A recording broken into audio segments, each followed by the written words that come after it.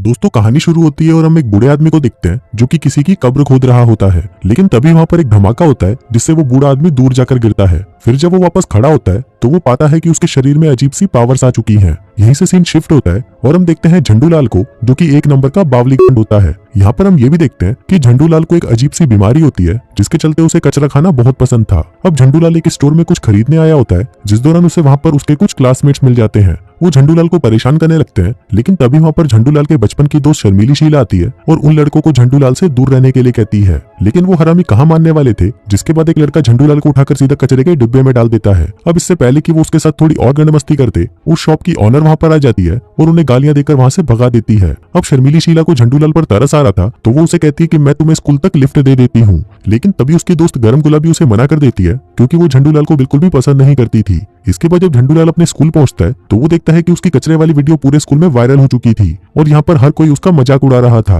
फिर जब झंडूलाल वहाँ से अपने घर आता है तो उसकी मॉम उससे पूछती है कि तुम्हारा आज का दिन कैसा गया। इस पर झंडूलाल कहता है कि आज मेरी मुलाकात शर्मीली शीला से हुई। अभी सुनकर उसकी मॉम कहती है कि तुम्हें शर्मीली शीला को डेट करना चाहिए क्योंकि बचपन में तुम दोनों काफी अच्छे दोस्त हुआ करते थे। वहीं हम शर्मीली शीला को देखते हैं जो कि अपनी और झंडूलाल की बचपन की फोटोज देख रही होती है, जिससे हमें पता चलता है कि शर्मीली शीला भी मन ही मन झंडूलाल को पसंद करती थी। इसके बाद हम बाबा आतंकी को देखते हैं जो कि एक जगह पर बैठकर काला जादू कर रहा होता है और ये जगह वही थी जहाँ फिल्म की शुरुआत में वो बूढ़ा किसी की कब्र खोद रहा था। वहीं घर पर हम झंडूलाल को देखते हैं जो कि ज्यादा कचरा खाने की वजह से बीमार पड़ गया था। तभी डॉक्टर उसकी मॉम को कहता है कि अगर ये बूढ़ी वाला ऐसे ही कचरा खाता रहा तो जल्दी ही ये कुत्ते की मौत मरेगा। इसके बाद हम एक पाखंडी निर्मल बाबा को देखते हैं जो कि आसपास के लोगों को इकट्ठा करके बता रहा होता है कि मेरे पास भगवान की बहुत सारी शक्तियां हैं और इन शक्तियों से मैं किसी को भी ठीक कर सकता हूँ। वहीं उन लोगों में हम एक बूढ़ी औरत को देखते हैं जो कि ठीक से चल भी नहीं सकती थी। फिर वो निर्मल बाबा के पास आती है और कहती है कि बाबा मेरे पैरों में बहुत दर्द रहता है। तभी निर्मल बाबा उसके पैर पकड़ता है और अपनी शक्तियों से उसका सारा दर्द ठीक कर देता है। अब वो बुढ़िया बिल्कुल ठीक हो चुकी थी जिसको देखकर सभी लोग हैरान हो जाते हैं और तालियां बजाने लगते हैं। वहीं झंडूलाल की माँ भी ये सब देख रही थी, जिसके बाद वो निर्मल बाबा के पास आती है और उसे कहती है कि मेरा बेटा भी बीमार है, क्या तुम उसे ठीक कर सकते हो। वहीं हम बाबा आतंकी को देखते हैं जो कि काफी देर से निर्मल बाबा को नोटिस कर रहा था। फिर वो निर्मल बाबा के पास आता है और उसे कहता है कि तुम्हारे पास जो शक्तियां हैं वो तुम्हारे लिए काफी खतरनाक साबित हो सकती हैं, इसलिए ये सारी पावर्स तुम्हें वापस कर देनी चाहिए क्योंकि ये पावर्स मेरे पूर्वजों की हैं। लेकिन निर्मल बाबा कहता है कि मैं इन पावर से बहुत सारे पैसे कमा रहा हूँ, इसलिए ये पावर्स तुम्हें कभी नहीं मिलेंगी। जिसके बाद वो उसे गालियां देकर वहाँ से झंडूलाल के घर आ जाता है। अब निर्मल बाबा झंडूलाल को ठीक करने के लिए जैसे ही उसे हाथ लगाता है तभी झंडूलाल का दर्द महसूस करके निर्मल बाबा की फटकर 64 हो जाती है। फिर वो झंडूलाल की मॉम से पूछता है कि आपका टॉयलेट कहाँ पर है, मुझे जरा मूत कराना है। जिसके बाद वो टॉयलेट जाता है और वहाँ पर गांजा फूकने लगता है। फिर अच्छे से भंड होने के बाद वो वापस आता है और फिर जैसे ही वो झंडूलाल को ठीक करने के लिए उसे छूने लगता है तभी उसे एक जोर का झटका लगता है और उसकी वहीं पर मौत हो जाती है। तभी हम देखते हैं कि निर्मल बाबा की मौत के बाद अचानक से झंडूलाल को अच्छा फील होने लगता है क्योंकि अब निर्मल बाबा की सारी शक्तियां झंडूलाल के अंदर आ चुकी थी। फिर अगले दिन हम देखते हैं कि झंडूलाल जब अपनी साइकिल को ठीक कर रहा होता है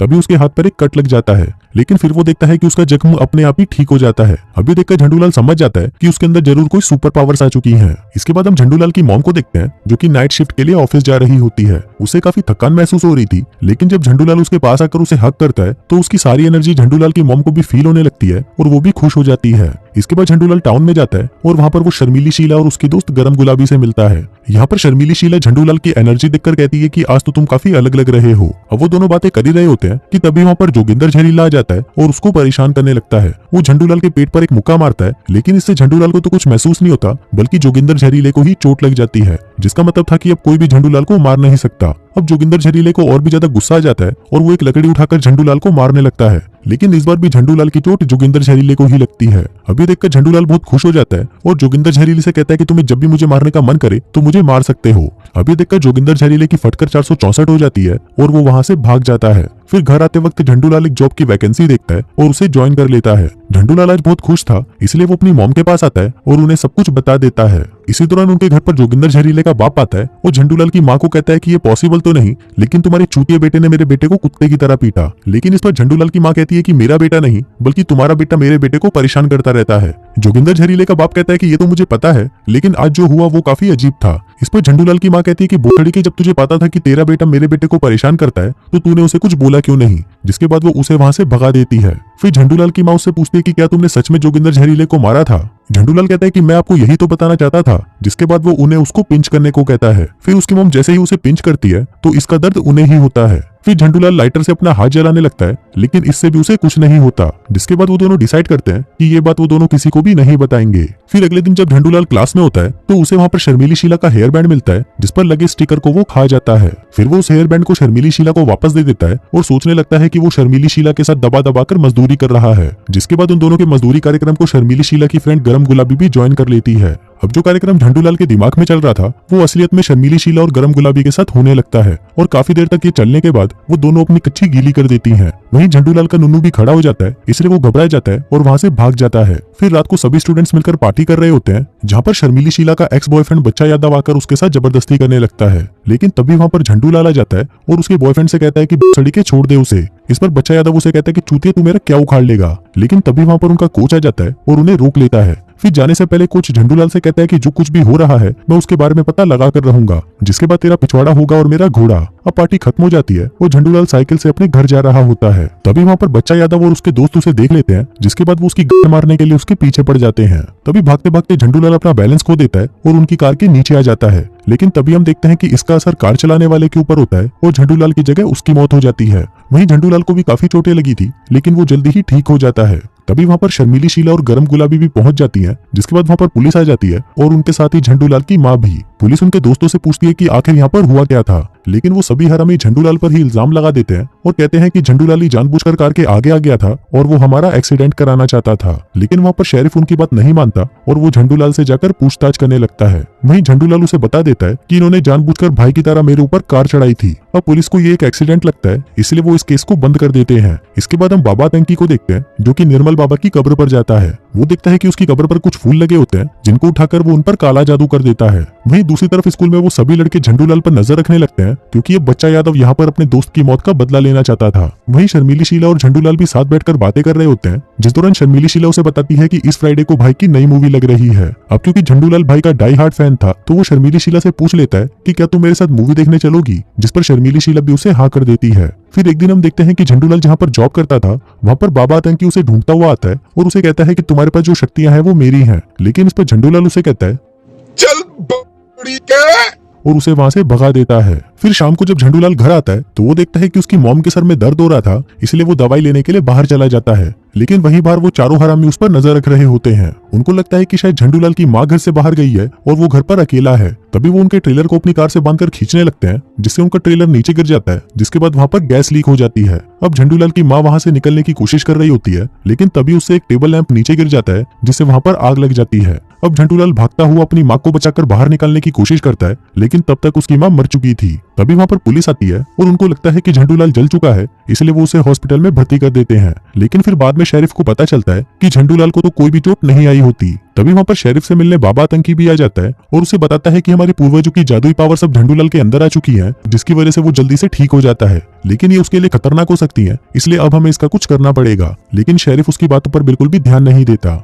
फिर अगले सीन में हमें झंडूलाल की माँ का फ्यूनरल दिखाया जाता है, जहाँ पर झंडूलाल को सहारा देने के लिए शर्मीली शीला आती है। लेकिन तभी झंडूलाल को अचानक चुल सी मचती है और वो शर्मीली शीला को पकड़कर वहीं चूसने लगता है। फिर सभी के वहां से चले जाने के बाद झंडूलाल अपनी माँ की कब्र के पास जाता है। वहीं पर उसे एक पत्ता मिलता है, जिसे वो खा लेता है, लेकिन उस पत्ते को खाते ही उसे उल्टी होने लग जाती है। वहीं गरम गुलाबी भी होती है, जो छुपकर ये सभी चीजें देख रही थी। अब यहाँ पर झंडूलाल को भी समझ आ चुका था कि उसकी मॉम को बच्चा यादव और उसके हरामी दोस्तों ने ही मारा है, जिसके बाद वो छुपकर उनका पीछा करने लगता है। वहीं वो चारों दोस्त मजे करने के लिए तालाब के पास जाते हैं। तभी वहाँ पर झंडूलाल आ जाता है और उनमें से एक की शर्ट चुराकर उसे अपने गले में बांधने लगता है। वो उसे खुद को मारने की कोशिश करता है, लेकिन तभी हम देखते हैं कि जिस लड़की की वो शर्ट होती है उसका दम घुटने लगता है और पानी में डूबने से उसकी मौत हो जाती है। फिर उसके दोस्त उसे बाहर निकालकर बचाने की कोशिश करते हैं, लेकिन तब तक वो मर चुका था। तभी वहां से झंडूलाल बाहर आता है और उन्हें कहता है कि बकरी वालों अब तुम 3 बचे हो। तभी झंडूलाल को ढूंढते हुए शेरिफ वहां पर पहुंच जाता है, जिसको देखकर झंडूलाल वहां से भाग जाता है। फिर रात को गरम गुलाबी शर्मीली शीला को फोन करती है और उसे कहती है कि झंडूलाल ही सबको मार रहा है।